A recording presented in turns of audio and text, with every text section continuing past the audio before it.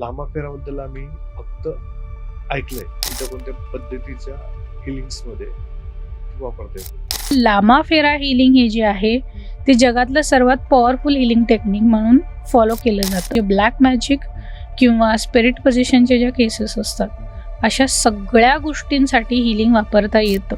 तर ही पद्धत नेमकी कुठून आली, कोणत्या देशातून आली आणि तिला पॉवरफुल होण्यामागचं कारण?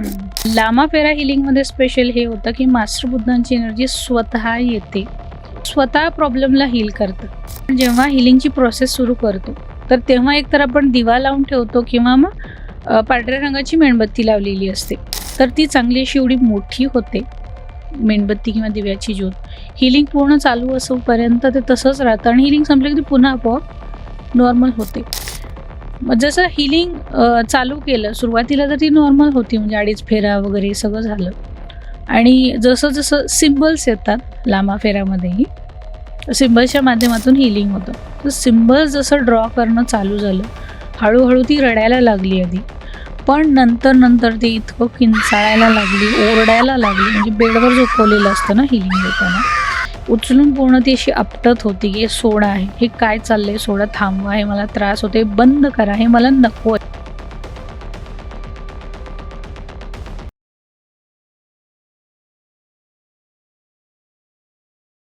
नमस्कार मित्रांनो, cutting pay meeting by Chetan Patil या पॉडकास्टवर तुम्हा सगळ्यांचं पुन्हा एकदा स्वागत आहे. मित्रांनो, आज आपल्या पॉडकास्टवर पुन्हा एकदा स्पिरिच्युअल गाईड आपल्या सगळ्यांच्या लाडक्या ज्योतिताई आल्या. ताई, तुझं मनापासून खूप खूप स्वागत आहे.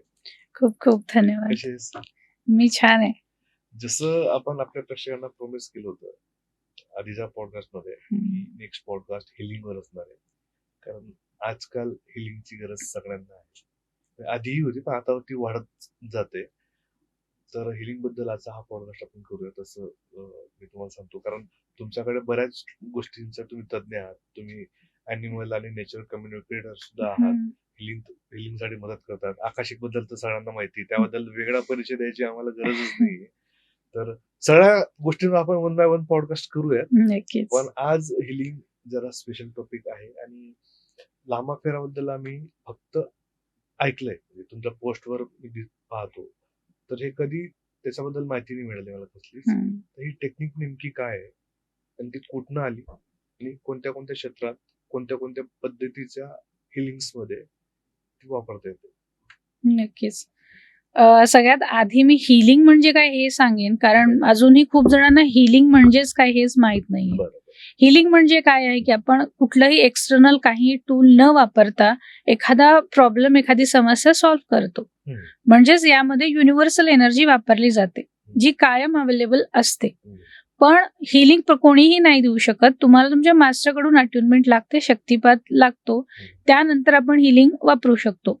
आता बऱ्याचदा कसं होतं की जेव्हा एखादा काही हेल्थ इश्यू मागे लागतो, माणूस वैतागून जातो, औषध, गोळ्या, ट्रीटमेंट, मग त्याला अजून काही असं या प्रकारातलं नको असतं किंवा चूर्ण, काढे घ्या, हे नको असतं त्याला.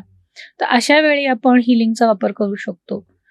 म्हणजेच हिलिंग हे कसं आहे की तुम्हाला कुठलाही त्रास न देता सोप्या पद्धतीने वापरता येतं. मग तिथे लिमिटेशन नाही की तुम्ही कशासाठी वापरावं.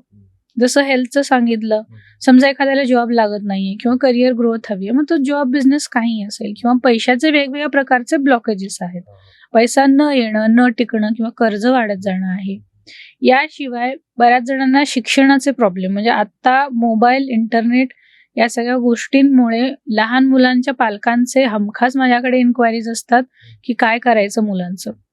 ते शिक्षणाच्या ज्या समस्या आहेत लहान मुलांच्या त्या झाल्या, किंवा तुम्ही एखादा इंटरव्ह्यू द्यायला जाताय, कॉम्पिटिटिव्ह एक्झाम आहे, तिथे सक्सेस पाहिजे, किंवा एखाद्याचे स्वतःचेच काही ब्लॉकेजेस आहेत, कोणाकडे कॉन्फिडन्स नसतो, कोणाला बोलायला भीती वाटते, कोणाचे काही फोबियाज असतात, हे सगळं झालं. आणि समजा पितृदोष आहे कोणाला, किंवा तुमचे स्वतःचे कर्म तुम्हाला क्लिअर करायचे, पास्टचे जे काही बरंच साठवून ठेवले आपण ते क्लिअर करायचे आहेत, किंवा घरामध्ये काहीतरी दोष आहे, मग तो वास्तुदोष असो किंवा घरामध्ये काही नेगेटिव्ह एनर्जी आलेली आहे, मग ते स्पिरिट्स असो, इतर कुठल्याही प्रकारातली असो, घराला तुम्हाला ठीक करायचं आहे किंवा तुमची शेती आहे, शेतीमध्ये उत्पन्न निघत नाहीये, अचानक कमी झालंय किंवा बऱ्याचदा आता पाऊस जो आहे त्याचं शेड्यूल जे आहे ते इकडे तिकडे झालेलं आहे सगळं. त्यामुळे बऱ्याचदा शेतकऱ्यांचं खूप नुकसान होतं आणि त्याची भरपाई तर काही कधीच होत नाही. हे झालं. किंवा जी दुभती जनावर असतात शेतकऱ्यांकडे, प्रत्येक घरी कुत्रा मांजर असतो ही तर खूप छोटी गोष्ट आहे, पण शेतकऱ्याकडे दुभती जनावर आहेत, त्यांना जर काही झालं तर शेतकऱ्याचं खूप मोठं नुकसान होतं. तर मग इथे वापरता येतं. आणि या सगळ्यांना घेऊनच जेव्हा आपण शेवटी जो एक पॉइंट उरतो तो म्हणजे ब्लॅक मॅजिक किंवा स्पिरिट पोझिशनचे ज्या केसेस असतात, अशा सगळ्या गोष्टींसाठी हिलिंग वापरता येतं. आता या हिलिंग मध्ये सुद्धा बरेच वेगवेगळे प्रकार आहेत. त्यातलं लामा फेरा हिलिंग हे जे आहे ते जगातलं सर्वात पॉवरफुल हिलिंग टेक्निक म्हणून फॉलो केलं जातं. कारण बऱ्याच हिलिंग पद्धती आहेत, त्यात पण मग ब्लॅक मॅजिक रिमूव्हल किंवा कुठलीही नेगेटिव्ह एनर्जी रिमूव्ह करण्यासाठी, आणि तीही खूप कमी वेळेमध्ये, कमी कष्टामध्ये, फास्ट पद्धतीने काम करणारी अशी ही लामाफेरा हिलिंग पद्धत आहे. मग आता मी तुम्हाला या लामाफेराबद्दलच मला सांगायला आवडेल, कारण ती खूप सोपी आहे आणि सर्वांना वापरण्यासारखी आहे. तर ही पद्धत नेमकी कुठून आली, कोणत्या देशातून आली? कारण ती प्रत्येक देशामध्ये वापरली जाते का सरस पद्धतीने, आणि तिला पॉवरफुल होण्यामागचं कारण ती सगळ्यात वेगळी कशी आहे? जसं की आपण बघतो लामा आणि फेरा, आता हे दोन शब्द आहेत. लामा म्हणजे मास्टर बुद्धांचे अनुयायी, कारण लामा फेरा हिलिंग ही जी पद्धत आहे ती मास्टर बुद्धांची हिलिंग पद्धत आहे. जसं रेकी सुद्धा ही बुद्धांचीच एनर्जी आहे, पण दोन्हीमध्ये फरक आहे. फरक काय आहे ते पुढे मी सांगेनच. तर लामा म्हणजे मास्टर बुद्धांचे जे अनुयायी आहेत, ज्यांना आपण, जसं आता मी हे मरून रंगाचा गाऊन घातलंय, तर आपण जे लामाज बघतो लडाख साईडचे जे आहेत ते मरून रंगाचे कपडे वापरतात किंवा काही केसेसमध्ये भगवे कपडे असतात. तर ते झाले लामा. आणि त्यातला फेरा हा जो शब्द आहे त्यामागे एक घटना आहे आणि त्या घटनेमुळे फेरा हा शब्द घेतलेला आहे. फेरा म्हणजे प्रदक्षिणा थोडक्यात. मग जेव्हा हा फेरा का घेतला गेला त्याचा अर्थ आहे, आणि आपण हिलिंग देतो तेव्हा ऍक्च्युली फेरा मारतो सुद्धा. तर तो फेरा म्हणजे काय हे पण मी सांगते. गौतम बुद्धांकडून हो. जेव्हा मास्टर बुद्धा वेगवेगळ्या ठिकाणी फिरत होते, वेगवेगळ्या ठिकाणी उपदेश करणं, शांती आणि करुणेचा संदेश देण्यासाठी त्यांच्या अनुयायांसोबत ते बऱ्याच वेगवेगळ्या ठिकाणी जायचे. मग काही वेळानंतर लोकांना कळालं की मास्टर बुद्धा हे देव आहेत आणि काहीही करू शकतात. मग एकदा असंच त्यांचा उपदेश चालू असताना एक स्त्री येते त्यांच्याकडे, आई येते आणि ती रडायला लागते की माझा मुलगा मरण पावलाय आणि तुम्ही तो जिवंत करून द्या. मास्टर बुद्धा सांगतात आपण असं नाही करू शकत. पण ती पुन्हा म्हणते तुम्ही देव आहात, तुम्ही काहीही करू शकता, मला माझा मुलगा जिवंत करून द्या, माझ्या जगण्याचा आधार दुसरं काहीच नाही. खूप समजावलं तरी ती ऐकायला तयार होत नाही, कारण इथेही कर्माचा भाग आहे. कारण जरी तुम्ही एक चांगल्या हायर पोझिशनला आहात म्हणून तुम्ही कोणाच्या कर्मामध्ये ढवळढवळ नाही करू शकत. देव सुद्धा हो.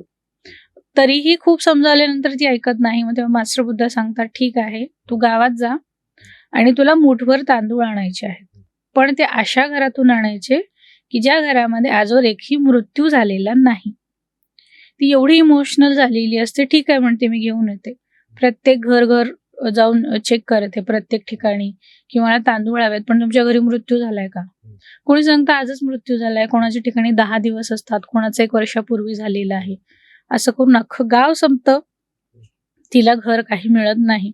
ती दुःखी मनाने परत येते मास्टर बुद्धांकडे आणि ती सांगते की मला नाही मिळालं असं घर कुठलंच की जिथे आजवर एकही मृत्यू झालेला नाहीये, आता माझा मुलगा जिवंत होऊ शकणार नाही का?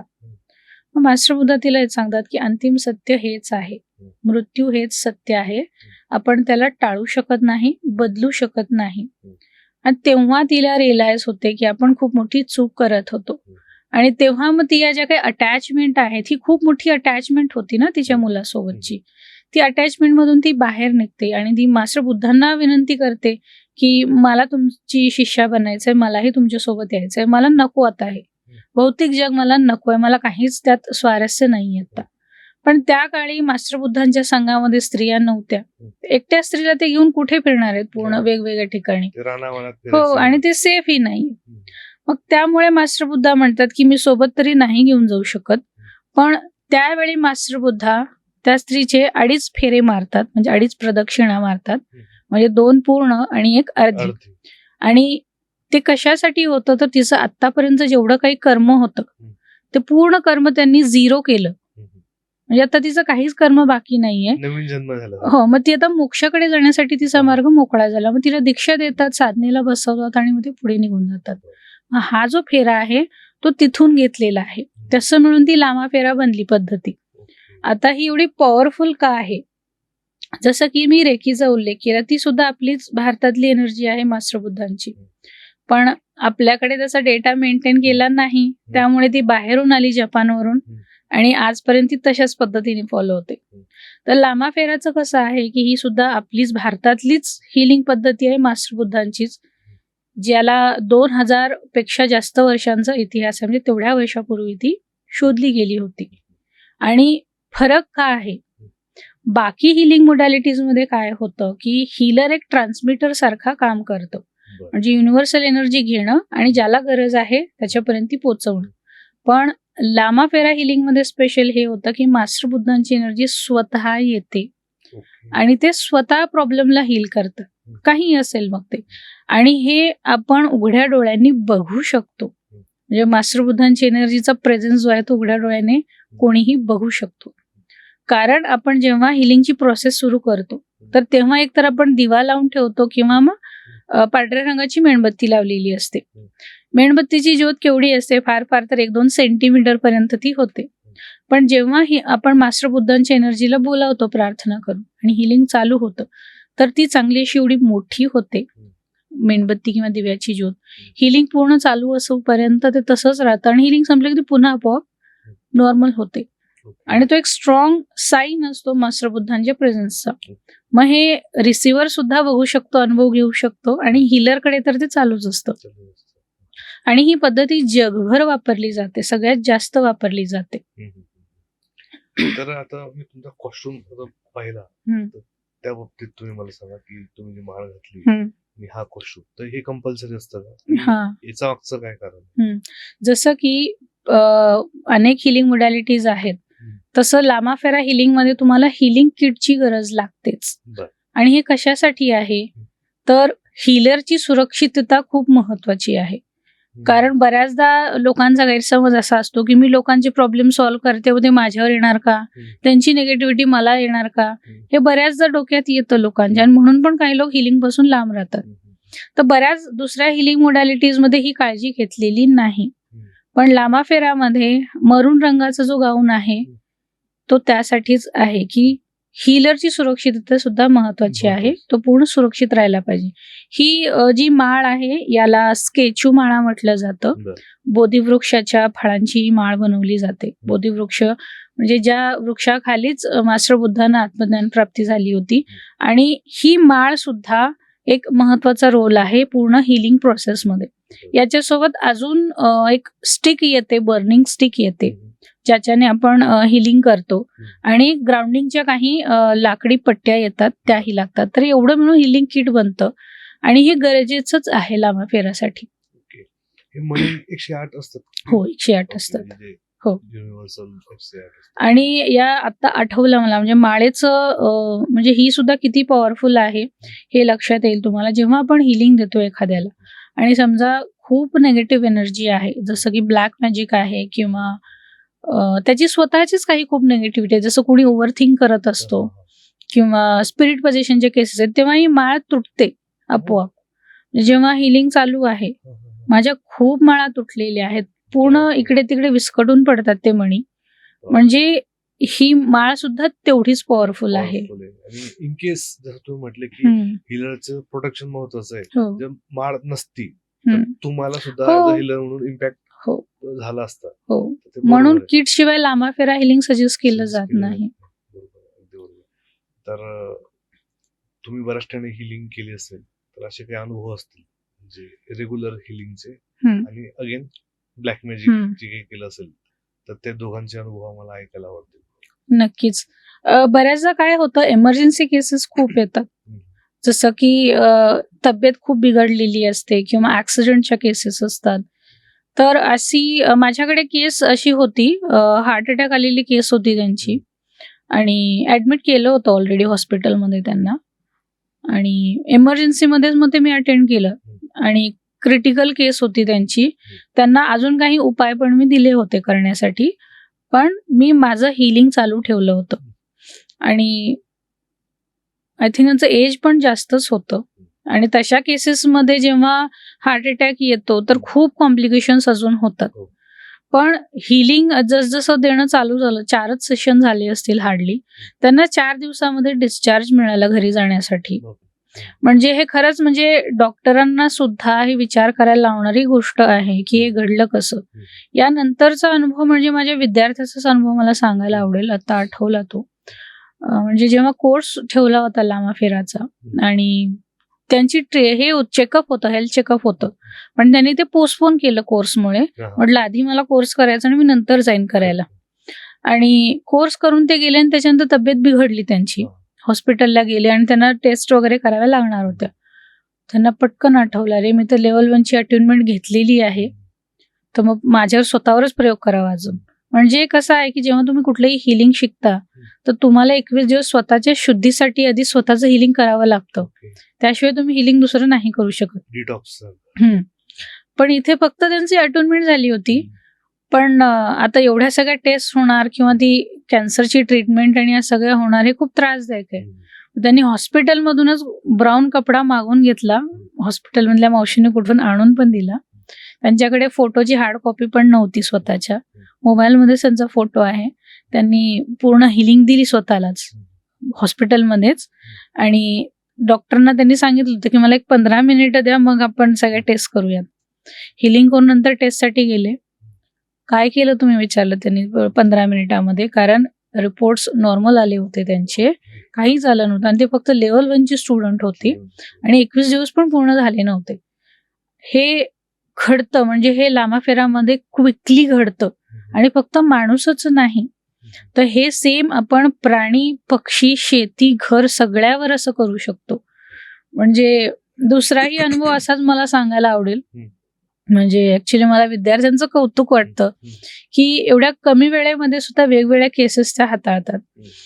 तर शेतकरीच आहेत ते. आणि एक हिलिंग त्यांनी त्यांची जी गावण म्हैस होती त्यांना दिली. त्यात कॉम्प्लिकेशन्स तयार झाले होते त्यामुळे, कारण लहान गावामध्ये बऱ्याचदा वेटरनरी डॉक्टर अवेलेबल होत नाहीत. तर मग त्यावेळी हिलिंगच्या माध्यमातून त्यांनी ती केस सॉल्व्ह केली. नंतर त्यांनी त्यांच्या शेतामध्ये भुईमूग होता आणि आय थिंक साळींदर असेल, ते सगळं ज्या भुईमुगाच्या शेंगा आहेत ते खात होतं काढून, म्हणजे सगळं खालून पोखरून सगळं. म्हणजे शेतात काही उरणारच नाही ना.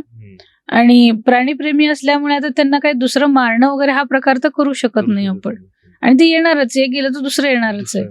मग त्यांनी शेताला हिलिंग दिली. त्यांना जसं गाईड केलं होतं, त्यांचं जेवढं शेत आहे शेताला हिलिंग दिली. त्यांच्या शेतामध्ये तो प्राणी आलाच नाही. बाकीच्या शेतांमध्ये जातोय आसपास. बाकीच्यांनी विचारलं तू काय केलं, तुझ्या शेतामध्ये ते काय येत नाही. तर असे खूप सुंदर अनुभव येतात लामाफेराचे.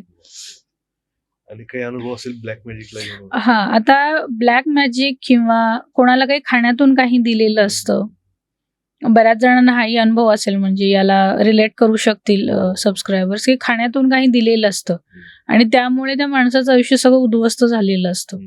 या केसेस असतात किंवा मग स्पिरिट पोझिशनच्या केसेस असतात. तर एक केस अशीच होती, कुठलंही काही खाल्लं तर ते डायजेस्ट होत नाही. कंटिन्युअसली एक तर काही खाऊ शकत नाही किंवा खाण्याची भीतीच तयार झालेली होती की मी काही खाऊ शकत नाही. आणि प्रत्येक वेळी डॉक्टरकडे गेल्यानंतर वेगवेगळं निदान येतं. म्हणजे डॉक्टरांचं म्हणणं कधी पोटात दुखणं वगैरे हे जे काही त्रास आहे किंवा कॉन्स्टिपेशन होणं, प्रत्येक वेळी डॉक्टर वेगवेगळे कारण सांगतात. तुम्ही नॉनव्हेज खाल्लं म्हणून झालंय, किंवा मग तुम्ही पाणीच कमी पिलेलं आहे, किंवा मग तुम्ही वॉशरूमसाठी वेळेवर जात नाही म्हणून हे सगळे इश्यूज आहेत. प्रत्येक वेळी वेगवेगळ्या गोष्टी येतात. कोणी सांगितलं किडनी स्टोन आहे, पण निदान काहीही नाही. प्रत्येक वेळी औषध गोळ्या खाणं, ट्रीटमेंट घेण्याचं आहे, पण तो प्रॉब्लेम रिपीटेडली आहे. मग जेव्हा हिलिंग चालू केलं, लामाफेराचं हिलिंग चालू केलं, एक तर रिडिंग केलं होतं आधी, आकाशिक रिडिंग केलं होतं, आणि तेव्हा कळालं की त्यांना खाण्यातून काहीतरी दिलेलं आहे. आणि ते असे जे प्रकार असतात तर ते पोटातून जात नाहीत. तर त्यावेळी त्यांना लामाफेरा हिलिंग दिलं होतं. आता हे सेशन एक नाही, अशा केसेसमध्ये सेशन जास्त होतात. तर अशा गोष्टी व्हॉमिटिंग मधून उलटी होऊन ते बाहेर पडतं. ओके. आणि त्याच्यानंतर मग तुमचा ऍक्च्युअल उपाय त्यावर काय आहे तो समोर येतो. म्हणजे आतापर्यंत तुम्ही जे काही डॉक्टरचे उपाय करत होता हम्म. ते योग्य नव्हतेच हे तेव्हा तुम्हाला कळतं. हम्म. आणि हे तसंच झालं त्यांच्या बाबतीमध्ये. बरं. ते बाहेर निघालं आणि त्याच्यानंतर मग योग्य ती ट्रीटमेंट दुसरी त्यांना सुरू केली गेली. अच्छा. हे खाण्यातून दिलेलं झालं. दुसरी गोष्ट, एक कुत्र्याची केस होती आणि हेल्दी कुत्रा आहे तो एकदम, आणि अचानक पूर्ण असा डेड झालाय तो. ऑलमोस्ट संपलाच होता तो. डोळे वगैरे असे एकदम सगळे संपलेले, मुवमेंट सगळं संपले. त्याला बोलवलं, ऐकू येत नाही, काहीच नाहीये. आणि एमर्जन्सी केस असल्यामुळे मी त्याला ब्लॅक मॅजिक रिमूव्हलचं हिलिंग दिलं होतं. आता मी पण त्या बऱ्याचदा कुठे बाहेर असते, काय असते, त्यामुळे मलाही ती सगळी अरेंजमेंट करायला थोडं अवघड जातं. पण खूप कमी वेळेमध्ये आणि कमी टूल्समध्ये मी त्या कुत्र्याला ब्लॅक मॅजिकचं हिलिंग दिलं होतं. म्हणजे मलाही एकंदरीत त्याची अवस्था बघून शक्यता खूप कमी वाटली होती. हिलिंग सेशन जसं संपलं, उभा राहिला तो, चालत गेला स्वतः. म्हणजे जेवढा पूर्ण डेड झालेला होता तो कुत्रा, चालत गेला, फिरायला लागला आणि नॉर्मल झाला तो त्याच्यानंतर. बापरे. आणि यानंतरची दुसरी केस म्हणजे जेव्हा लामाफेराचा कोर्स जो चालू होता, ऑफलाईन चालू होता, तर त्यामध्ये स्टुडंट पण एक आली होती. तिला हिलिंग पण घ्यायचं होतं आणि शिकायचं पण, दोन्ही होतं. मग विद्यार्थ्यांना जेव्हा डेमो करून दाखवायचं आहे, तर मग त्यावेळी म्हटलं दुसऱ्या कोणाला कशाला, तर तिलाच हिलिंग पण देणं होईल आणि डेमो पण होईल. एक तर ती सर्वात छोटी पण होती टीम मध्ये. मग जसं हिलिंग चालू केलं, सुरुवातीला तर ती नॉर्मल होती, म्हणजे 2.5 फेरा वगैरे सगळं झालं. आणि जसं जसं सिम्बल्स येतात लामाफेरामध्येही, सिम्बल्सच्या माध्यमातून हिलिंग होतं. तर सिम्बल्स जसं ड्रॉ करणं चालू झालं, हळूहळू ती रडायला लागली. आधी मला वाटलं की ते रडणं जे आहे, बऱ्याचदा इमोशनल ब्लॉकेज असतील किंवा काही अब्यूज झालेलं असेल, तर त्यावेळी ही रडणं हे होतं आणि ते आपोआप होत जातं हिलिंग देताना. मला वाटलं आधी तशा प्रकारचं असेल, पण नंतर ते इतकं किंचाळायला लागली, ओरडायला लागली. म्हणजे बेडवर झोपवलेलं असतं ना हिलिंग देताना, उचलून पूर्ण ती अशी आपटत होती की सोडा आहे, हे काय चाललंय, सोडा, थांबवा, हे मला त्रास होते, बंद करा, हे मला नकोय. खूप वेळ ती, म्हणजे आसपासचे स्टुडंट पण घाबरले. एकंदरीत तिची अवस्था ज्या प्रकारे झाली होती, आसपास लोक गोळा झाले. म्हणजे जेव्हा आम्ही कोर्स घेतो तर तो शहरापासून थोडा दूर घेतो, चांगल्या निसर्गरम्य ठिकाणी. पूर्ण आसपासचे लोक गोळा झाले होते बघायला की एवढा आवाज अचानक कुठून यायला लागला. इतक्या जोरात ती ओरडत होती, किंचाळत होती एकदम पूर्ण. तरीही म्हणजे हिलिंग करणं पण अवघड झालं होतं, कारण ती थांबतच नव्हती एक जागेवर. तसंच तिचं हिलिंग पूर्ण केलं आणि नंतर मग तिला झोपवलं. थोड्या वेळानंतर ती नॉर्मल झाली. ही केस जी होती, ही स्पिरिट पोझिशनची केस होती तिची. झपाटलं होतं. हो. आणि याच्या आधी सगळे चुकीचे उपाय तिच्यावर केले गेले होते. कुठेतरी ते बाबा बुवाकडे जाणं, काहीतरी टॉर्चर करणं, असे प्रकार तिच्यावर केले गेले होते. योग्य तो उपाय झाला नव्हता. याच्यासारखं दुसरं अजून एक उदाहरण होतं. फिमेलच होती आणि ऑलरेडी ती बऱ्याच ठिकाणी जाऊन आले होते. म्हणजे कुठे कुठे, अगदी उत्तर भारतात लांब लांब कुठे कुठे जाऊन आले. त्यांनी रिडिंग पण घेतलं होतं आधी, आकाशिक रिडिंग घेतलं होतं. आणि त्या रिडिंग मध्ये आलं होतं की जिन आहे त्यांच्या बॉडीमध्ये. म्हणजे 3 सोल झपाटले होते त्यांना, आणि एक अजूनही जिन आहे शरीरामध्येच त्यांच्या. बाकीच्या सेशन्स नंतर तो करता येईल असं नाही. म्हणजे त्यांनी विचारताना असं विचारलं होतं की 3 होते तर 2 काढले होते, तर मग ते अजूनही आहेत, गेलेत की काय आहे. तर ते 2 गेले होते, पण एक जिन जो आहे तो अजूनही होता, ते दिसलं होतं रिडिंग मध्ये. आणि मग त्याच्यानंतर त्यांनी लामाफेराचं सेशन पण बुक केलं होतं. तसंच चालू होतं इथे की मी जाणार नाही. भाषा अशी ती अरेरावीची होती, कारण तो मेल आहे सोल आणि ती मुलगी आहे. आवाज आणि टोनिंग असं होतं, मी जाणार नाही, मला काही फरक पडत नाही, अशी भाषा होती. आणि नंतर सेशन वाढत गेले. मग नंतर ते म्हणणं बंद झालं आणि शेवटी उत्तराला समजलं मी जातो, हे इथपर्यंत आलं. मग या केसेस अवघड असतात हाताळायला, खूप अवघड असतात. एक माझा बेसिक प्रश्न आहे की जेव्हा ब्लॅक मॅजिक केलं जातं तेव्हा ते आपल्याच कोणतरी नोन हो, माणसाकडनं बरोबर. ते केलं जातं, तर त्यांचं नाव सुद्धा आपल्याला लक्षात येतात का? हम्म.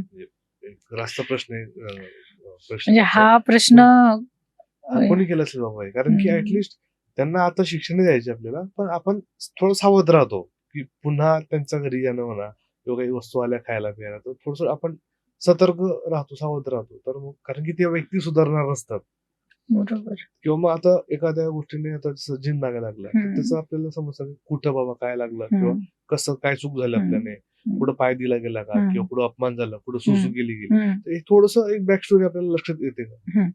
आता जसं तुम्ही म्हणा स्पिरिट पोझिशनच्या केसेसमध्ये 100% तुम्हाला कळतं की लागण कुठून झाली, कुठून आले, काय घडले तुमच्याकडून नेमकं, कुठल्या वेळी, किती दिवस झाले या सगळ्या गोष्टीला, आणि ते आता जाण्यासाठी काय करावं लागलं, या सगळ्या गोष्टी आपल्याला रिडिंग मधून कळतातच. हे तर आहेच, पण जसं तुम्ही म्हणाल की कोण केलंय, तर इथे काय होतं मी सांगते. म्हणजे इथे वेगवेगळ्या बाजू आहेत. एक तर त्या व्यक्तीबद्दलची माहिती समजते की कोण केलेलं आहे, कुठल्या रिलेशन मधलं आहे, या सगळ्या गोष्टी कळतात. पण माणसाची वृत्ती अशी आहे की तेच पकडून बसतो तो, की त्यातून बाहेरच निघत नाही की याने केलंय. पण इथे कसं आहे की ब्लॅक मॅजिक मुळात ही पद्धत अशी आहे की ती खूप ट्रिकी आहे, माणसाला इल्युजन्स मध्ये टाकणारी आहे ती. तुम्हाला एक कळालं ना, ते त्याचा चेहरा बदलला जातो, तुम्हाला इल्युजन करून दुसरा चेहरा दाखवला जातो. आपण लोक रिलेशन खराब होतील. हा, आणि दुसरी गोष्ट अशी आहे की तुम्हाला कळालं जरी तरी ती व्यक्ती ते करतच राहणार आहे. आपण त्याला थांबवू शकत नाही, किंवा कोणी कसं वागावं हे आपण कंट्रोल करू शकत नाही किंवा ठरवू शकत नाही. फक्त आपण स्वतःला प्रोटेक्ट करू शकतो. हा, पण काही गोष्टी जसं आहेत की जे काही केलं असेल तर ते रिमूव्ह करणं आहे. या गोष्टी आपण हिलिंगच्या माध्यमातून किंवा इतर उपाय असतात त्याच्यासोबत, ते म्हणजे कशा प्रकारचं आहे, छोटा आहे किंवा दीर्घकालीन आहे, त्यानुसार ते आपण रिलीज करू शकतो, काढून टाकू शकतो. पण बऱ्याचदा हेही मी बघितलेलं आहे की नाव विचारतात, की नाव म्हणजे कोण आहे हे जाणून घ्यायचं असतं बेसिकली केले. तर जेव्हा सांगितलं जातं तेव्हा क्लायंटचं म्हणणं असतं की नाही, होऊच शकत नाही, कारण ती रक्ताच्या नात्यातली जवळची व्यक्ती असते. आणि मग त्यामुळे ते विनाकारण रोष आमच्यावर येतो की आम्ही काहीतरी खोटं सांगितलं. पण जे आहे ते मान्य करणं भाग आहे त्यांना. कारण तुम्हाला की त्यांच्या रक्तातल्या नात्यांचे सगळं नाव माहिती नसतील. हो, असं थोडी की सगळंच नाव माहिती आहेत, तर मग नाव विचारल्यावर जे उत्तर येतं ते खरंच असतं. मान्य करणं अवघड जातं माणसाला की या व्यक्तीने केलंय. अरे ही व्यक्ती तर माझ्या केवढं चांगलं राहते, किती काळजी घेते माझी, जेवला की नाही विचारते अरे पण त्याच जेवणातून तिने ते सगळे प्रकार केलेले असतात. किंवा मी विंचरून देईन म्हणून सांगितलं असतं, केस घेऊन जातात, नख असतात, किंवा कपडे घेऊन जातात. बऱ्याचदा फोटो जे आजकाल काढले जातात सोशल मीडियावर, इझिली मिळून जातं ते. मग या सगळ्या गोष्टी मान्य करत नाहीत पण लोक. म्हणून शक्यतो हे कोण केलंय हे सांगणं मी माझ्या रिडिंग मध्ये तरी शक्यतो टाळते, कारण तेवढी मानसिक प्रगल्भता माणसांकडे नाही. आणि आता आमच्याकडे बरेच लोक असे येतात की त्यांना मॅरेजचा इश्यू खूप होतो, लग्न जुळत. मागे एका ताईने मला कॉन्टॅक्ट केला होता, तर तिचं काय माहिती का, तिचं वय 33 वर्ष आहे, आणि अशी बऱ्याच केसेस आहेत, पण तिचं बाबतीत काय माहिती का, ती खूप ब्राईट स्टुडंट होती, खूप अभ्यास वगैरे टॉपर आहे, दिसायला सुंदर आहे, सगळं काही म्हणजे वरी उंची जे पाहिजे ते, आणि व्यवस्थित. आणि लग्न 33 वर्ष झाली जुळतं, तर मग ऍट द एंड काहीतरी शेवटच्या स्टेजला येऊन ते फक्त फोन येतो की नाही करायचं म्हणून, बाकी का कसं माहिती नाही. आणि मग तर अशा केसेस मध्ये आपल्याला काही हिलिंगची हेल्प होऊ शकते का? नक्कीच. म्हणजे ज्यांचं लग्न जमत नाहीये, कुठलंही कारण असेल, मग ते ब्लॅक मॅजिक असेल किंवा स्वतःचे ब्लॉकेजेस असतील किंवा तुमचे कार्मिक इश्यूज आहेत काही पास्ट लाईफचे, त्यामुळे होत नाहीये, किंवा पितृदोष आहे त्यामुळे होत नाहीये, कुठलंही कारण असो, त्यांच्यासाठी सुद्धा लामाफेरा हिलिंग खूप सुंदर पद्धतीने काम करतं. खूप केसेस सॉल्व्ह झालेले आहेत, म्हणजे खूप स्पेशली मुलींच्या बाबतीतल्या केसेस, लग्नाच्या बाबतीतल्या, कारण रिडिंग शक्यतो त्यांचे जास्तच येतात. तर खूप मुलींची अशी लग्न झालेली आहेत हिलिंग नंतर. आता तुम्ही जसं म्हटलं की लामाफेरा ही जी हिलिंग टेक्निक आहे ती खूप फास्ट आहे आणि खूप स्ट्रॉंग सुद्धा आहे. ती आपली होती, पण आपण डेटा मेंटेन केला, आणि ऍट द एंड ती आपल्याकडनं थोडीशी इग्नोरच केली गेली हो, starting कारण level ला. मध्ये काय झालं, मध्ये ती विस्मृतीत गेली. हा, इंग्लंडचा हो, झाला नंतर मग परत डॉक्टर एस के सैनी सर म्हणून आहेत, त्यांनी पुन्हा मग ते पुनरुज्जीवन केलं त्याचं. त्यात सिम्बल्स ऍड केले गुरूंच्या मदतीने, आणि मग तेव्हापासून ती पुन्हा आपल्याकडे यायला लागली, म्हणजे 1995 पासून. मोस्टली जपान हो. साईडने ते प्रोटेक्ट केली गेली हो. असेल त्या साईडने. तर आता हा पॉडकास्ट ऐकल्यानंतर बऱ्याच लोकांना वाटतं की आपण हिलिंग सेशन करावं किंवा टीचिंग करण्यासाठी आपण रेडी आहोत किंवा तुमच्याकडनं कोचिंग घेऊन ते शिक्षण करावं. ते अगदी प्रोफेशनल लेवलला नाही करत, पण ऍटलीस्ट आपल्या फॅमिलीला प्रोटेक्ट करण्यासाठी, स्वतःसाठी होम रेमेडीज म्हणून स्वतःला काहीतरी करण्यासाठी. असं नाही की बाबा तुम्ही त्यात काहीतरी पुढेच करा, पण ही बेसिक गोष्ट सगळ्यांना माहिती पाहिजे. तर त्यांच्यासाठी काय प्रोसेस आहे, म्हणजे जी तुम्ही कोर्सेस घेता त्याची ड्युरेशन काय असतं, त्यासाठी इलिजिबिलिटी क्रायटेरिया काय असतो, अगेन व्हेज नॉन व्हेजचा क्रायटेरिया, पण बऱ्याच गोष्टी असतात, किंवा मग एज, किती दिवस यायला लागतं, काय काय पथ्य असतं, हे जरा थोडक्यात सांगितलं त्यांना आयडिया. ओके. आता एक पॉइंट अजून एक लक्षात आला मला, म्हणजे जेव्हा स्पेशल का बनवतो म्हणजे लामाफेरा हिलिंगला, जेव्हा हिलर हिलिंग देतोय किंवा रिसिव्हर रिसीव्ह करतोय, तर त्यावेळी त्या दोघांनाही विजन्स येतात. तुमची जी समस्या असेल त्याच्याशी संबंधित विजन्स तुम्हाला दिसतात. जसं आकाशिक रिडिंग मध्ये रीडरला जसे विजन दिसतात, तसंच सेम हिलिंग मध्येही होतं, आणि फक्त लामाफेरामध्येच होतं. म्हणजे समजा तुमचे काही स्पेसिफिक ब्लॉकेज आहेत, समजा जसं आता आपण लग्नाचं बघितलं, लग्न होत नाही, हिलिंग येत असताना त्याला गोष्टी दिसतील किंवा स्वप्न पडतं, आठवतात, किंवा क्लॅरिटी मिळते की नेमकं कुठे काय झालंय, मला कशावर काम करायचं आहे, म्हणजे त्या माणसाला स्वतःला. हो. मग हे कुठल्याही माध्यमातून त्याला दिसेल, स्वप्न पडेल, आठवेल, ते ट्रिगर होतं. हो. मग हे उत्तर अशा पद्धतीने सुद्धा खूप इझिली मिळून जातं. आता जर लामाफेरा कोणाला शिकायचं, मुळात मी तर प्रत्येक वेळी हे सांगते की प्रत्येक घरामध्ये एक ॲनिमल कम्युनिकेटर आणि एक हीलर खूप गरजेचं आहे. आणि लामाफेरा हिलिंग जसं की खूप पॉवरफुल आहे, तर त्याच्यासाठी तुम्हाला शक्यतो 18 वर्ष पूर्ण पाहिजेत, कारण तुम्ही एखाद्या एनर्जी सोबत काम करताय, तर तुमच्याकडे तेवढीच मेंटल मॅच्युरिटी पण गरजेची आहे.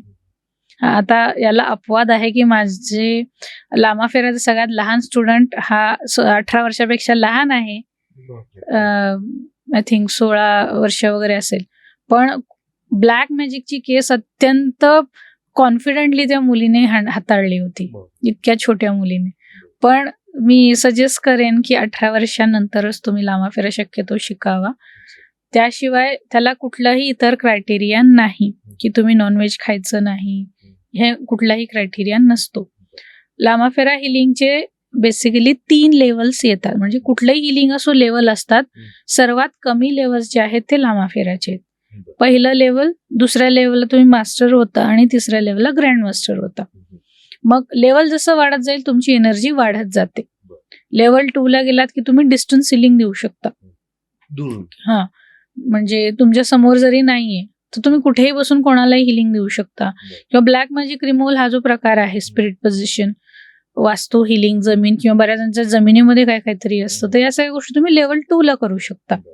आणि ग्रँड मास्टर लेवल ही कोणासाठी आहे, जसं आता मी प्रोफेशनली करते, किंवा तुम्हाला ऍक्च्युअल मध्ये स्पिरिच्युअल ग्रोथ करायची आहे प्रोफेशनल पेक्षा, की बॉडी माइंड सोल तुमचं अलाइन करायचं आहे, त्यावेळी तुम्हाला ग्रँड मास्टर लेवलची गरज आहे. नाहीतर तुम्ही लेवल 2 पुरेसा आहे. मेल फिमेल कोणीही करू शकतो, तुमचं बाकी प्रोफेशन काय आहे मॅटर करत नाही, तुम्ही करू शकता. आणि सिम्बल शिकवले जातात जे खूप सिक्रेटिव्ह असतात, जे रिव्हील केले जात नाहीत, ज्याला अट्युनमेंट म्हणजे शक्तिपात दिला जातो, फक्त त्याच्यासाठीच असतात ते. जसं गुरुमंत्र हा कोणाला सांगायचा नसतो, अगदी तशाच प्रकारे तुम्हाला लेवल 1 ला 6 सिम्बल मिळतात, लेवल 2 ला 6 मिळतात. त्याच बेसिसवर तुम्ही कुठलेही प्रॉब्लेम सॉल्व्ह करू शकता. जर समजा तुम्ही स्वतःच आजारी आहात, तर त्या केसमध्ये आधी तुम्हाला स्वतःला हिलिंग देऊन ठीक करावं लागेल. आजारी म्हणजे काय फक्त शारीरिक नाही, मानसिक भावनिक सुद्धा असू शकतं. तर त्यासाठी म्हणून 21 दिवसांचा तो कालावधी असतो. तुम्हाला मास्टरकडे जाणं, कोर्स समजून घेणं, सिम्बल्स व्यवस्थित शिकून घेणं, ते सिक्रेट ठेवणं, 21 दिवसांची प्रॅक्टिस करणं, मग तुम्ही काहीही हील करायला मोकळे होता. आणि यासोबत तुम्ही लेवल 1-2 एकत्र सुद्धा शिकू शकता, अट्युनमेंट एकत्र सुद्धा घेऊ शकता. पण 21 दिवसांची प्रॅक्टिस करावीच लागते. तुम्हाला अट्युनमेंट मास्टरकडून मिळाली, 21 दिवसानंतर मग तुम्ही प्रोफेशनली या सगळ्या प्रॅक्टिस करू शकता. आणि 21 दिवसांचा कोर्स हा जो असतो तो ऑफलाईन असतो. कोर्स 21 दिवसांचा नाही. ओके. तुम्ही Practice असते. हो, प्रॅक्टिस 21 दिवसांची आहे. हं. कोर्स तुमचा हार्डली कसा आहे, जर तुम्ही दोन्ही लेवल एकत्र करत असाल, हं. 4 दिवसामध्ये तुमचा कोर्स होऊन जातो. ऑफलाईन असो किंवा ऑनलाईन असो. आणि साधारण ड्युरेशन दिवसातून किती वेळ तो चालतो course? ऑफलाईन जसो तो पूर्ण वेळ असतो.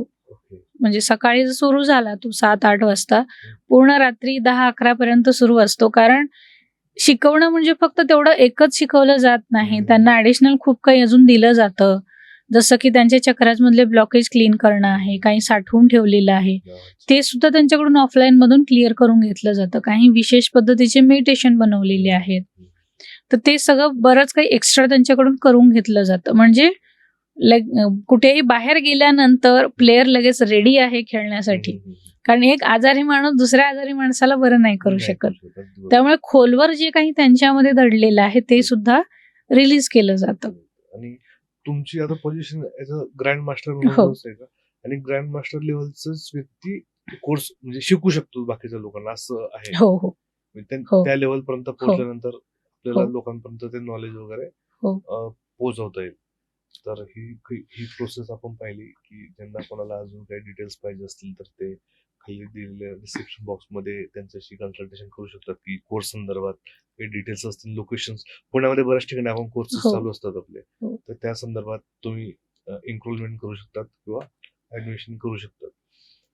तर आता मला असंच काही इश्यू नाहीये, म्हणजे मेजर इश्यू. पण प्रत्येकाला वाटतं की करिअर ग्रोथ आणि पैसा अजून कसा कमवता येईल. प्रयत्न तर आपण करतो. त्याशिवाय कर्माशिवाय तर तुम्हाला ऑप्शनच नाही की इथं बसून काही येणार नाही. कर्म मी करणार आहे. पण त्याला साजेसं असं मला यश किंवा पैसा जर कुठेतरी ब्लॉक होत असेल तर मला हिलिंग करायची गरज आहे, असं मला आता तो आपल्या गप्पांमधून वाटतंय. आणि तुम्ही एक वर्ष भेटत नाही तर तुम्ही आलेच आहात. तर जर माझी हिलिंग तुम्ही करून दिली तर मला आवडेल तुमच्याकडनं करून घ्यायला. नक्कीच. कारण ही जर डिवाइन विश असेल, मास्टर बुद्धांची जी इच्छा असेल तर नक्कीच. कारण हिलिंग मी मुळात ते करणारच नाही. मास्टर बुद्ध स्वतः येऊन ते सगळं करणार आहेत. Yes, yes. त्यामुळे तुम्ही त्याच्यासाठी एलिजिबल आहात. हिलिंग ते देणार, मी फक्त माध्यम आहे. तर नक्कीच आपण हिलिंग सेशन घेऊ शकतो ते. आणि जसं आपण आकाशिकचं केलं होतं की can we record healing session also? करू शकतो. म्हणजे लोकांना नक्कीच दिसेल. नाहीतर मग काय माहिती का, लोकांचं परसेप्शन असतं की खूप सेटअप लागतो किंवा जे काय असेल ते. तर आणि आयडिया येईल की हिलिंगच्या बाबतीत एक हे होतं की तिथे ऍक्च्युली तुम्हाला दिसत काही नसतं ना. म्हणजे डॉक्टर तुम्हाला इंजेक्शन देतो, ते इंजेक्शन दिसतं, गोळ्या दिसतात. पण हिलिंग मध्ये ते फक्त रिसिव्हरला दिसतं आणि हिलरला दिसतं. पण लांबा फेराचं जर आपण जसं तुम्ही म्हणाल ते शूट केलं तर मग दिसेल, ऍक्च्युली ते सगळ्यांना बघता येईल नेमकं. खरं असं मला असं वाटतं की हा पहिला पॉडकास्ट आहे ज्यामध्ये आपण आकाशिक रिडिंग बी सुद्धा डायरेक्टली लाईव्ह घेतली होती. काही गोष्टी ऑब्व्हियसली आपल्याला ते हाईड करायला लागतात काही प्रोटोकॉल असल्यामुळे. आणि आता हिलिंगचं सेशन सुद्धा आम्ही पूर्ण रेकॉर्ड करणार आहोत. माझ्यावर हिलिंग होणार आहे. तर आपण सुरुवात करूया. त्यासाठी आम्हाला सेटअप करायला लागणार आहे. तो सेटअप झाला की आपण कंटिन्यू करूया. ठीक आहे.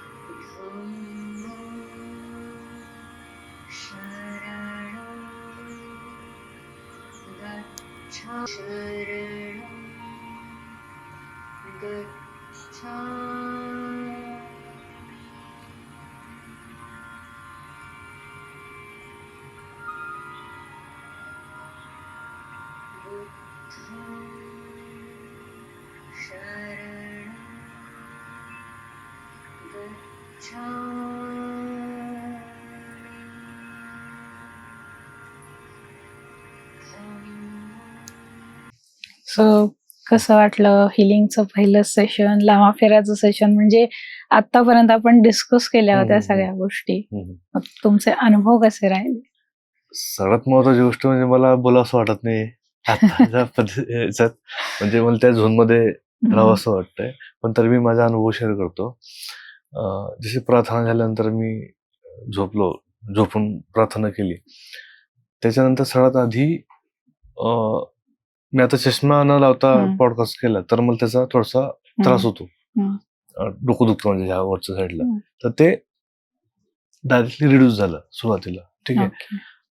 त्याच्यानंतर मला असं वाटायला लागलं जसं आता ते मंत्र सुरू होते आणि त्याच्यानंतर मला बाकी सराउंडिंगला कोण काय बोलतंय मला ते साऊंड कट झाला. मी समुद्र किनारी बसलाय असं मला फील होत होतं.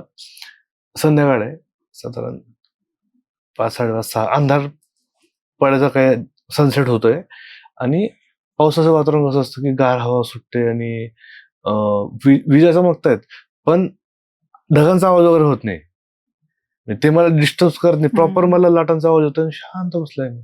आणि नंतर जेव्हा अर्ध्यांचे जे नावं घेतलीत मी तर मला असा थोडा कुठेतरी भास झाला की ते माझ्या आजूबाजूला कुठेतरी आहेत.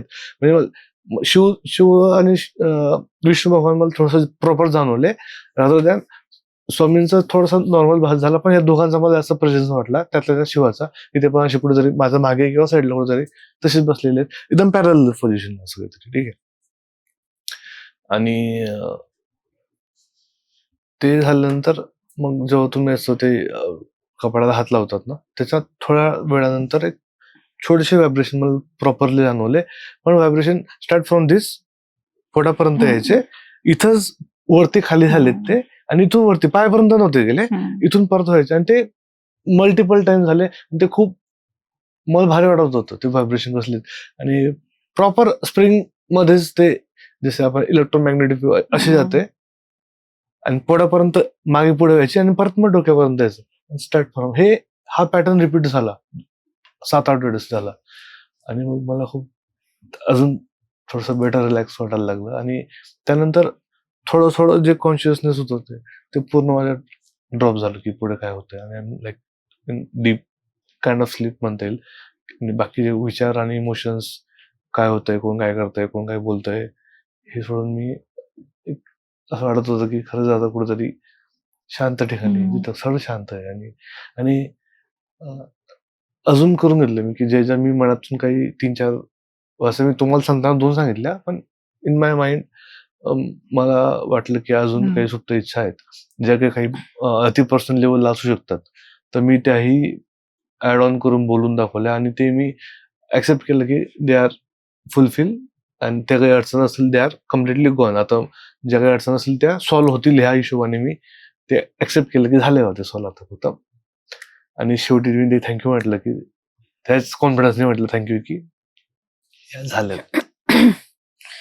सो तुम्हाला गोष्टी दिसल्या पण जाणवल्या पण, एकत्रित असे अनुभव आले तुम्हाला? हो. मला पूर्ण ते फील झालं की जे एलिमेंटचा माझ्या लाईफ मध्ये प्रभाव आहे, जे मला गाईड करतं पुढे येण्यासाठी, ते माझ्यासोबत ज्यांना मी आमंत्रण दिलं ना ते सगळे होते.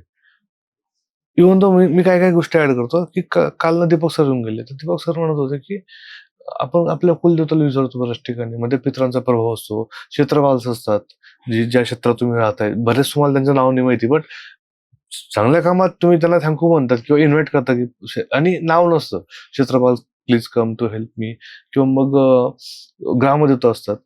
तर मला असं कोणी गाईड, तुम्ही पण ऑब्व्हियसली तुम्ही फक्त आराध्य वगैरे सांगितले, हे माझ्या डोक्यात तेव्हा ऑटोमॅटिकली आलं की इथं कोणी क्षेत्रपाल असतील, ग्रामदेवता असतील, माझे पित्र असतील ज्यांनी मला आतापर्यंत माझी पिढी चालवली, पुढे पण ते मला मदत करतील चांगल्या आणि वाईट वेळेने जे काही चुका झालं असेल.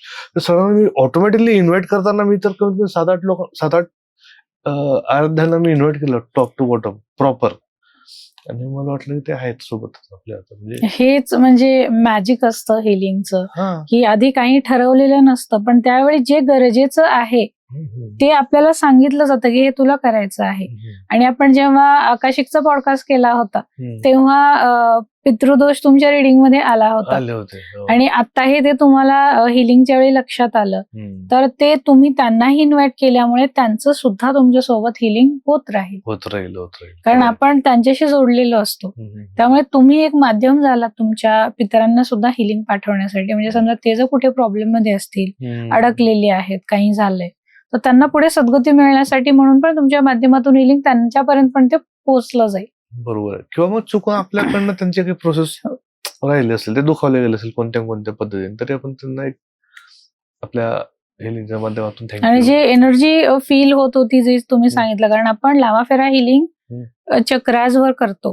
आपल्या शरीरात जी सप्तचक्र आहेत तर त्या चक्राजवर आपण हिलिंग करत असतो, म्हणून तुम्हाला तेवढ्या पोर्शन मध्ये ते एनर्जीचा फ्लो जाणवत होता. आणि मी ते लॉजिक शोधण्याचा म्हणजे प्रयत्न नाही केला की पायापर्यंत का जात नाही, हे नाही, पण इथून ते रिवर्स व्हायचं आणि हे मी प्रॉपर वेने मी सांगू शकतो की ते मला आणि व्हायब्रेट व्हायचं आणि त्यांची फ्रिक्वेन्सी सेम होती, असं कमी जास्त, पण ते जायचं, थांबायचं, परत पोटापर्यंत, छातीपर्यंत दोनदा रिपीट आणि तिसऱ्यांदा परत डोक्यापर्यंत. तुमची एकंदरीत जरी आता जरी असं बघितलं तरी एनर्जी खूप चेंज झालेली आहे. म्हणजे तुम्ही आता आपण जे डिस्कस करत होतो तेव्हाची एनर्जी आणि हिलिंग झाल्यानंतर आपण जे बोलतोय आता इथे खूप चेंज झालेला आहे. म्हणजे नंतर तुम्ही जेव्हा स्वतःचा पॉडकास्ट जेव्हा बघाल आता नंतर, तर तेव्हा तुम्हालाही लक्षात येईल की चेंज झालेला आहे, माझ्या स्वतःमध्ये चेंज झालेला आहे. म्हणजे मला ते आता आतून जाणवतंय आणि पॉडकास्ट पाहिल्यानंतर परत मी अजून मला जास्त खूप डीपर लेवलला तुमची एनर्जी गेलेली तुम्हाला लक्षात येईल. आणि अनुभव खरंच छान होता. म्हणजे काही गोष्टी अशा असतात की त्या अनुभवायच्या असतात, त्यांना बोलण्यासारखं ते शब्द आपल्याकडे नसतात की एक्झॅक्टली कोणत्या वर्ड्स वापरून ते आपल्याला एक्सप्रेस करता येतील. तर ही अनुभवाची गोष्ट, ही बोलायची गोष्ट नाही, असं तरी मला आता जाणवलंय. हिलिंग ही गोष्टच तशी आहे की तुम्हाला स्वतःला घ्यावं लागेल ते. आणि आपण कधी असं होतं ना की आपण एखादं स्वप्न पाहिलं आणि मी सांगतो घरी की मी असं स्वप्न पाहिलं, तर ते 100% कन्व्हे करतायत. एक 40-50% मी पाहिलेला बीच, मी पाहिलेला समुद्र तुम्ही इमॅजिन नाही करू शकत, किती सांगितलं तरी. ते तसं आहे, स्वतःचा अनुभव इतका पर्सनल असतो ना, तो कट टू कट सांगता येत नाही. त्यासाठी तुम्ही खरंच हिलिंग सेशन ट्राय करा. मी तर केलंय आणि आता याच्या पुढेही काही सेशन असतील त्यांच्या संदर्भात आम्ही जर काही पॉडकास्ट करू.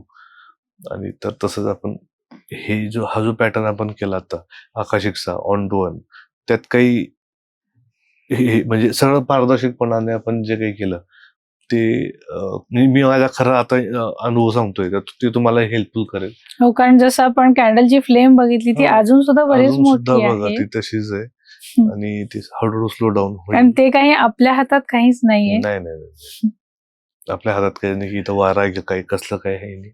आणि ऍट द एंड तुम्हाला जर करायचं असेल तर मग एवढे सगळे डाऊट्स मनात ठेवून जर कराल तुम्ही, तर अक्षरशः खुद देवता जरी आले तरी तुमचं मन लागणार नाही. म्हणजे हे असंच आहे. Sometimes we need to surrender. तर सरेंडर वेने जा, कारण की खूप सारे लोक आहेत आपल्या आजूबाजूला दीदींसारखे जे आपल्याला मदत करण्यासाठी बसलेले असतात. तर समटाइम्स जेव्हा मंदिरात जाताना चप्पल बाहेर काढतात, जसं काही ठेवून डोकं बाहेर ठेवून ऍटलीस्ट सरेंडर व्हायला जायला लागतं, तर तुम्ही हिल होतात. बरोबर आहे. जेवढी रिसेप्टिव्हिटी तुमची चांगली आहे तेवढे छान रिझल्ट येतात तुम्हाला. मनातून डाऊट काढले ते मन खाली झाल्यानंतर हिलिंग प्रोसेस मध्ये काहीतरी चांगल्या एनर्जी जातात ना, ते भरून निघतील. तर असं काहीतरी आहे आणि इट्स गुड एक्सपिरियन्स. आणि ते इंडियन कल्चरचा पार्ट आहे. नक्कीच. भगवान बुद्धांनी जे आपल्याला मेडिटेशन शिकवलं आणि त्यांनी इतके वर्ष त्याचा प्रसार केला, पार जपान पासून तर बऱ्याच कंट्रीज मध्ये, तर काहीतरी ते इम्पॅक्ट असणार आहे त्या गोष्टीचा. तर आणि ते आपलं स्वतःच आहे, तर आपण ते डेफिनेटली वापरलं पाहिजे. परदेशातील लोक इतकं ट्रस्ट करतात. तर खूप भारी वाटलं हे सेशन्स. आपण आतापर्यंत गप्पा केल्या, पण ते प्रॅक्टिकल पद्धतीने समजून घेण्यात मला खरंच खूप मजा आली आणि ते तुम्ही करून घेतलं, त्यासाठी तुमचे खूप खूप आभार. आणि मला दोघं पद्धतीच्या ज्या काही प्रोसेस आहेत त्या मला एन्जॉय करता आल्या, अनुभवता आल्या एन्जॉयपेक्षा. सो आय होप तुम्हाला हे सगळे करायचं असेल, आकाशिक रिडिंग असेल किंवा मग हिलिंग प्रोसेस असेल, शिकायचे असेल, आकाशिक तर नाही शिकवत आहे ना, पण तुम्हाला हिलिंग प्रोसेस शिकायचं असेल तर मी खाली डिस्क्रिप्शन बॉक्समध्ये नंबर मेन्शन करतो. तुम्ही त्यांना कॉन्टॅक्ट करून पुढे येणारे कोर्सेस कधी असणार आहेत त्यांच्याबद्दल शेड्युलिंग वगैरे त्यांना मिळेल. आणि ते पुण्यातच असतं. हो. सो पुण्यात असून आणि ते अशा ठिकाणी करतात जिथं एकदम निसर्गरम्य ठिकाण असतं, जेणेकरून तुम्हाला तो प्रॉपर अनुभव घेता येईल. जिथे शांतता असते, पूरक वातावरण असतं. तर तुम्ही जा आणि कॉन्टॅक्ट करा आणि शिका. ऍटलिस्ट प्रोफेशन म्हणून नाही, पण ऍज अ ह्युमन म्हणून तुम्ही तुमच्या घरच्यांना, स्वतःला, आजूबाजूच्या लोकांना हील करू शकतात. तेवढंच तुम्हाला लोकांची हेल्प करता येईल. आणि आय होप तुम्हाला हा पॉडकास्ट आवडला असेल. परत आपण दीदींसोबत पुढचे पॉडकास्ट करणार आहोत, ज्यात ॲनिमल आणि नॅचरल कम्युनिकेशनचा पार्ट येणार आहे, विच इज व्हेरी व्हेरी खूप युनिक गोष्टी आहेत. कारण आपल्याकडे पेट्स असतात, नसेल पेट्स मग एखाद्या शेतकऱ्याकडे गाय, बैल, what ever it may be, खूप गोष्टी असतात, प्लांट्स असतात, त्यांच्याशी कम्युनिकेट करता येतात.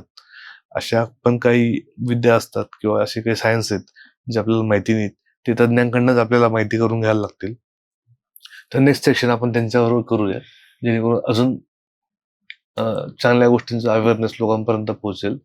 सो आय होप तुम्हाला हा एपिसोड आवडला असेल. असेच एपिसोड पाहण्यासाठी चॅनलला लाईक, शेअर, सबस्क्राईब करायचे विसरू नका. Thank you so much watching. Thank you so much धन्यवाद. तुम्ही आलात.